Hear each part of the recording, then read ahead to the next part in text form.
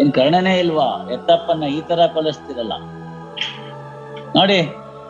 ಎಲ್ಲಾ ಘಟನೆಗಳ ಹಿನ್ನೆಲೆಯಲ್ಲಿ ಮೂರನೇ ಆರೋಪಿ ಶ್ರೀನಿವಾಸ್ ರಾವ್ ಮೂರ್ತಿ ಮಧ್ಯೆ ಹಲವಾರು ಬಾರಿ ಗಲಾಟೆಗಳಾಗಿದ್ದು, ಗಲಾಟೆಗಳ ಸಮಯದಲ್ಲಿ ಕೊಲೆಯಾದ BN ಶ್ರೀನಿವಾಸ್ ಮೂರ್ತಿರವರು ತಮ್ಮ ಎಲ್ಲಾ ಆಸ್ತಿಗಳನ್ನು ಮಾರಾಟ ಮಾಡಿ ನಿನಗೆ ಏನೂ ಇಲ್ಲದಂತೆ ಬಿಕಾರಿಯಾಗಿ ಮಾಡುತ್ತೇನೆಂದು ಬೆದರಿಸಿದ ಕಾರಣ ಆಪಾದಿತ 3 ಅಂದ್ರೆ ನೀವೇ ಆಯ್ತಾ, ಅವರ ತಂದೆ ಅಂದ್ರೆ ಶ್ರೀನಿವಾಸ್ ಮೂರ್ತಿಗೆ ಗೊತ್ತಾಯ್ತಲ್ಲ,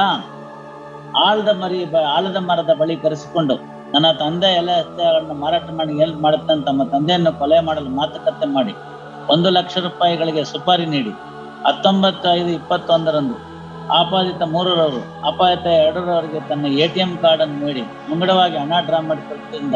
ಅದೇ ದಿನ ದೊಡ್ಡಬಳ್ಳಾಪುರದ ಕ್ರಾಸ್ನಲ್ಲಿ 16,000 ರೂಪಾಯಿ ಡ್ರಾ ಮಾಡಿಕೊಂಡು 28/5/21 ಯಲಹಂಕದ ಕೆನರಾ ಬ್ಯಾಂಕ್ ನಲ್ಲಿ 11,000 ರೂಪಾಯಿ ಡ್ರಾ ಮಾಡಿಕೊಂಡು ಆ ಸಾಕ್ಷಿ 10/11ರವರೆಗೆ ಶ್ರೀನಿವಾಸ್ ಮೂರ್ತಿಯನ್ನು ಕೊಲೆ ಮಾಡಲು ಒಪ್ಪದ ಕಾರಣ ಆಪಾದಿತರೊಂದಿಗೆ ಒಪ್ಪಿಸಿ ATM ಡ್ರಾ ಮಾಡಿದ 5,000 ರೂಪಾಯಿ ಹಣವನ್ನು ಮುಂಗಡವಾಗಿ ನೀಡಿ 13/6/21 1-2-3ರವರು ಆಲ್ದಮರಿ ಬಳಿರುವ ಬಂಡೆಯ ಬಳಿ ಕೊಲೆ ಮಾಡಲು ಸಂಚು ರೂಪಿಸಿ ಶ್ರೀನಿವಾಸ್ ರಾತ್ರಿ ತೋಟದ ಬಳಿ ನೀರು ಬಿಡಲು ಹೋಗಿದ್ದಾಗ 1-2 ಬೋರ್ವೆಲ್ ಪ್ಯಾನೆಲ್ನ ಬೋರ್ಡ್ನಲ್ಲಿ ವಿದ್ಯುತ್ ಸಂಪರ್ಕ ಕಲ್ಪಿಸಿ ವಿಫಲ ಹತ್ಯೆ ಪ್ರಯತ್ನ ನಡೆಸಿರುತ್ತಾರೆ. ಮೊದಲೊಂದು ಅಟೆಂಪ್ಟ್.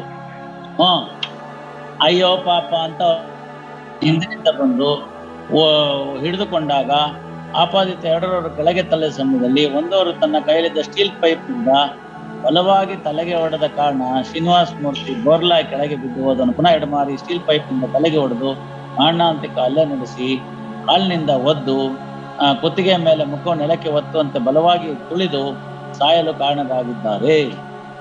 ಏನ್ ಕರ್ಣನೇ ಇಲ್ವಾ? ಎತ್ತಪ್ಪನ್ನ ಈ ತರ ಕೊಲಿಸ್ತಿರಲ್ಲ. Yes what you want order?